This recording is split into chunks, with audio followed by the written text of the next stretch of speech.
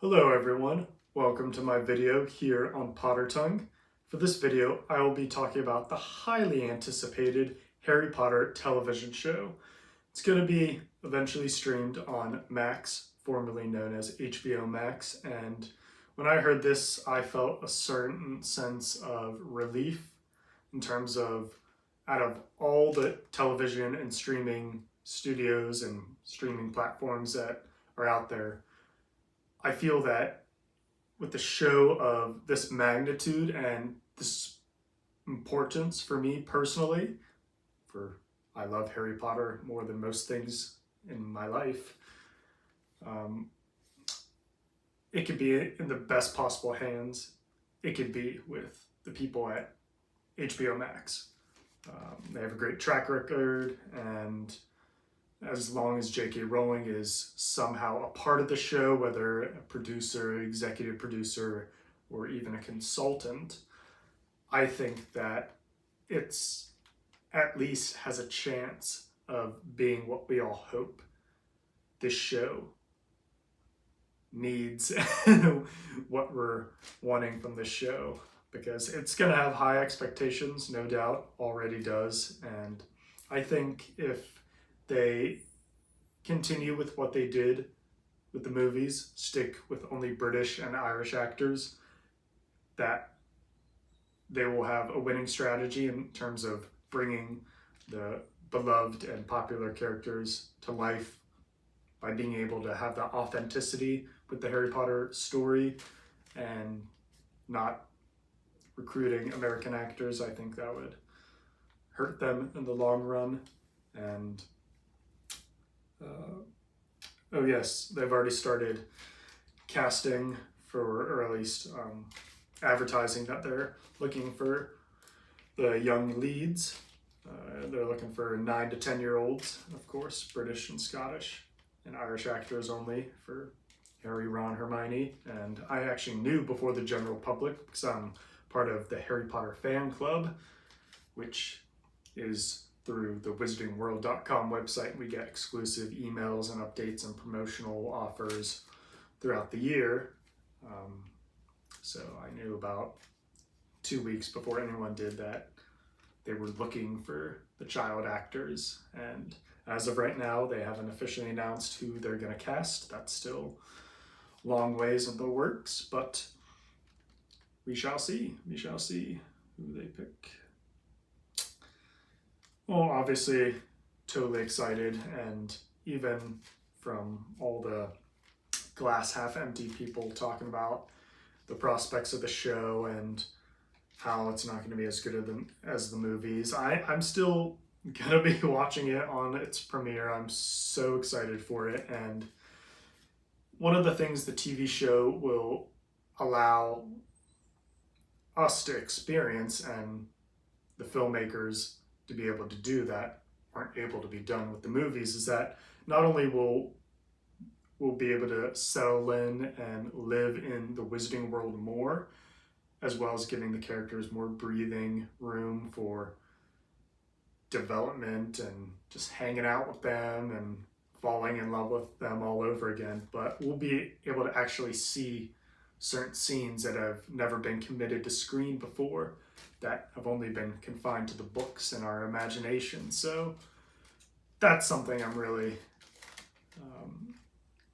anxious, and I'm sure a lot of other people are, to see certain scenes come to life, such as the Death Day party or the Midnight Duel, or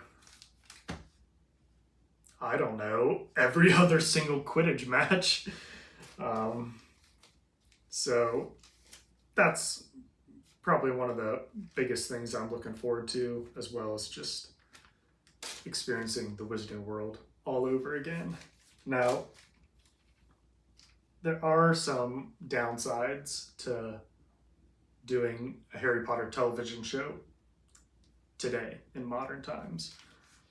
There's definitely going to be a lot less practical effects like there were in the first 2 and even 3 movies that we got.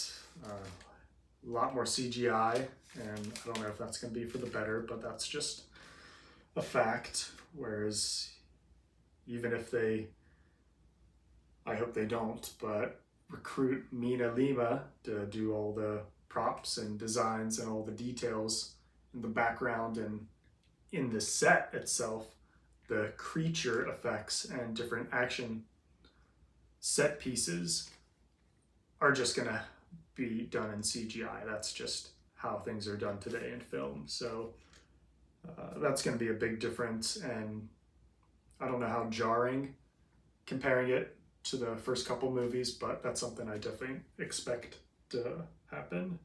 And let's just say, because it's already been revealed that each year is going to be its own season. So season 1 of the show is going to be year 1 for Harry. And I would propose that to encompass everything year 1 has to offer and that we want to see, they should do at least minimum 20 episodes. I think that's a very strong conservative number if you're thinking about not just the length of each episode, but the content and what we expect them to give us for year 1 and going forward. And if they stay on that trajectory, 20 episodes for the first season, I would be okay if they did the first 5 to 7 episodes of everything before we get to Hogwarts.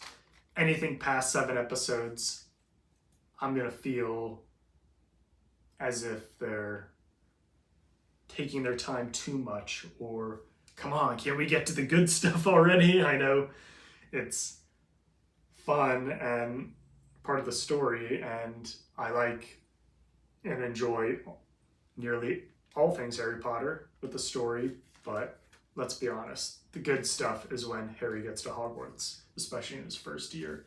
And if they're doing 20 episodes and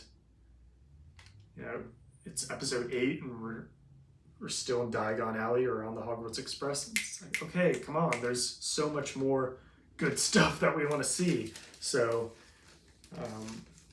that's one thing that I hope they get right, is the pacing and the timing of certain events from episode to episode to make it flow well. And one thing I am nervous about is how they handle the house elves. I know there's none that appear until year 2, Chamber of Secrets with Dobby, but that is something that they failed terribly at in the Fantastic Beasts movies, all 3 of them.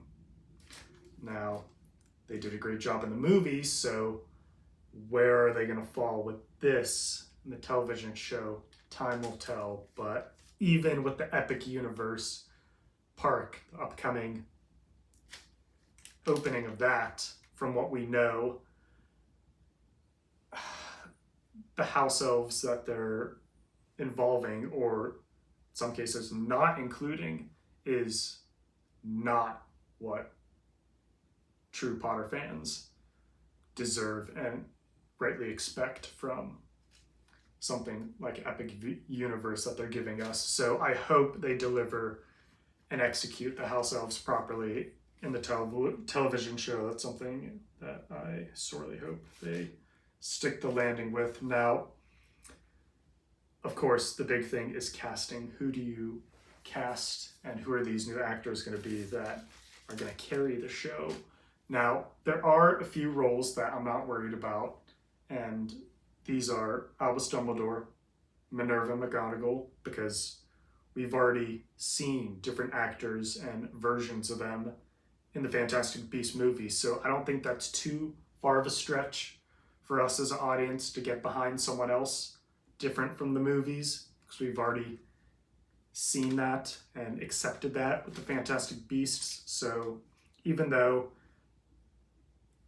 you gotta do a thorough job casting, because you're gonna be committed for a very long time doing this, I don't think it's gonna be as difficult to see someone else portray Dumbledore or McGonagall in the television show, because they've already done it before. And I also think Draco Malfoy for years 1 through 3, earlier years, as well as Professor Quirrell and Ollivander, are characters that I don't think fans are gonna have too much of a trouble with seeing someone else portray them and brought to life in this new television show. Quirrell, I think they could find an actor that could do his own take on Professor Quirrell's stutter. It would be the only thing that they could get wrong with Quirrell is that they get rid of his turban because of BS cultural appropriation worries, or they get pressured into changing the character, which is ridiculous. It was gifted to him by an African prince. That was the explanation he gave in the book. So I hope they keep his image true, and I also think Ollivander, from what we see at the parks, Wizarding World, Hogsmeade, Diagon Alley, they got the wand shops, Ollivanders, and the wand makers and the people that do the choosing ceremony for the wand there. I don't think it's too much of a stretch to get an older guy, white hair,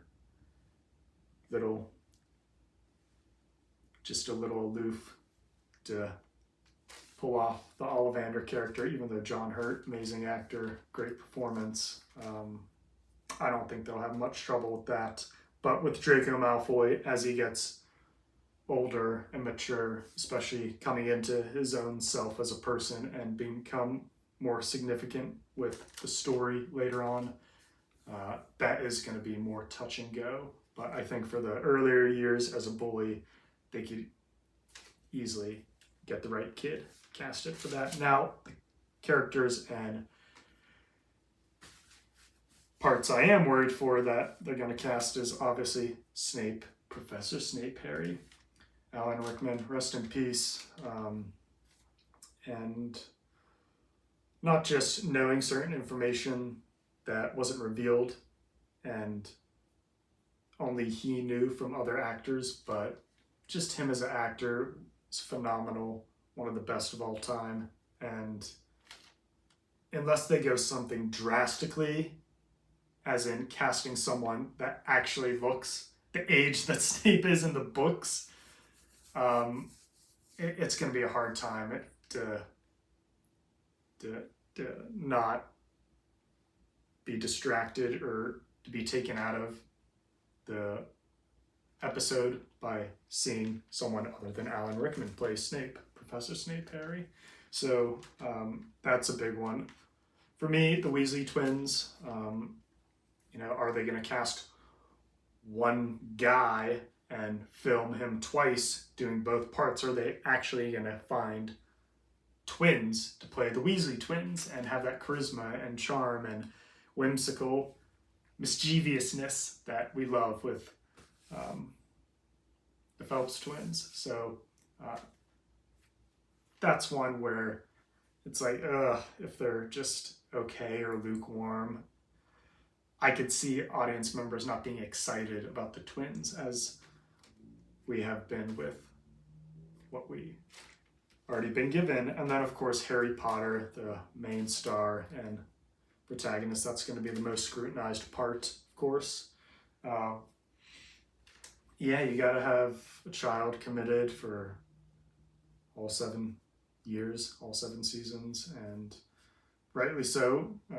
Hermione Granger as well, to pull off that certain character personality and just likability charm that she has by being her clever know-it-allness,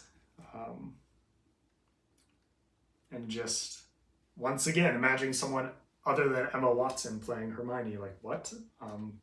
It's gonna take some mental gymnastics to get past, I'm sure. Also, Argus Filch, I think that David Bradley did a phenomenal job as Filch. Really brought that character to life from the page to the screen and really embodied what Filch is, which, he's all about Mrs. Norris, his cat, and rule breaking, punishing the students and keeping everything clean and in order, and knowing a lot of secret passageways and just trying to catch anyone out of bounds and reveling and punishing kids. Yeah, and even just the look, they got that right and did the character such justice, and I just hope they don't mess that up. Also, Mr. Dursley, I feel like Richard Griffiths, rest in peace, highly underrated performance that he doesn't get a lot of credit for, because yes, he's very unlikable and did the job well, but when you think of great Harry Potter roles from the movies, or just characters that were nailed to perfection and don't really think about, oh, that's an actor, that's the character. Even though he wasn't in all the movies, he nailed that role every single time, and he was Mr. Dursley, the evil uncle, nasty to Harry. So we'll see how far they take the child abuse in the TV show, and how faint of heart they play that. They certainly left things out from the books, but that actor, if they actually get overweight, obese man, or how they approach that will be interesting. Hagrid, of course, Robbie Coltrane, rest in peace. Just, I mean, what can you say? You can't picture anyone else playing that part, and how are they gonna find someone to do that, especially with him recently passing within the past year or so. They got such a tremendous job. I don't think the people who greenlit this project fully understood the mammoth of a task that they're undertaking, just in the casting alone. Trying to get everything right is going to be a bit of a stretch if they nail all the casting and comes across authentic, great, don't even remember or just forget about the original characters from the movies, if that even is possible. That's what they're trying to do with this show. That's what they have to pull off for it to be partly successful, not to mention the writing, the special effects, the story, and just the overall tone, and bringing you back into that world with the music. And man, they got so much riding on this and so high expectations. I don't know if they could do it. Also, Lord Voldemort, Ralph Fiennes, love him as an actor. I don't know, his approach to the character and what we eventually got on screen from him was just, everything I wanted from the Dark Lord. And I could easily see someone else going a tad level over the top with the character and just coming off as laughable, or just like, that's not who we know from the books. The antagonist, the Dark Lord, and just played off as silly to anyone who watches. So when they eventually get there, that's an important role they have to nail down. Sirius Black, obviously, Gary Oldman, tremendous, super talented actor, brought everything he could to the role, and even revealed in an interview that if he would have known more about his character and the other books were released and his fate, that he probably would have approached the character differently, because in the Prisoner of Azkaban movie, he only had that third book and everything in there about Sirius Black to base the character off of. So again, it's, yes, the movies were released shortly after the books, and not even when all the books were released. But at this time with the show, nearly everyone that's going to watch it knows or is familiar with the subject matter and has read the books, seen all the movies, knows what happens. So there's going to be a little something missing, naturally. So people need to understand that's whether it's just what we bring when watching the TV show or the actors giving themselves and bringing their characters to life and telling the story, there is going to be a little something missing because we already know what happens and we've seen this before, and it's going to be their job to give us what we want, but in a way that either we're not expecting or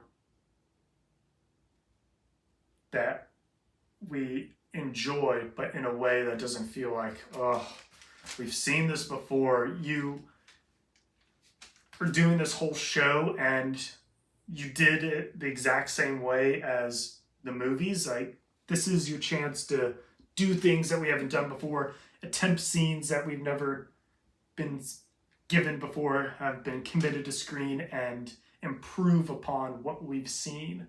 So the last character that I'm nervous about is Professor Flitwick, Charms, Professor Dueling Master in his day. And with Disney currently botching horrendously the Snow White movie that's yet to be released by casting a non-white actor, Snow White, go figure, and not even casting dwarves, people with dwarfism, as the seven dwarves.